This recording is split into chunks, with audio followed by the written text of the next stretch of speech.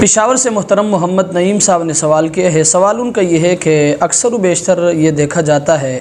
کہ حاجی جب حج سے واپس آتے ہیں تو لوگ ان کے گلے میں ہار ڈالتے ہیں، تو ازروی شریعت اس کا کیا حکم ہے؟ تو یاد رکھیں، مسئلہ یہ ہے کہ اگر کوئی حاجی حج سے واپس آتا ہے، ظاہر سی بات ہے وہ خوشی کا دن ہے اور لوگ اس چیز کو اپنے لیے سعادت سمجھتے ہیں، اس لیے اگر کوئی شخص اس کو خوشی کا موقع سمجھ کر وہ حاجی کے گلے میں ہار ڈالتا ہے تو یاد رکھیں شرعاً اس میں کوئی قباحت نہیں ہے، یہ طریقہ درست ہے، لیکن ایک بات ضرور اپنے ذہن میں رکھیں کہ اس میں کوئی خلاف شرع کام نہ ہو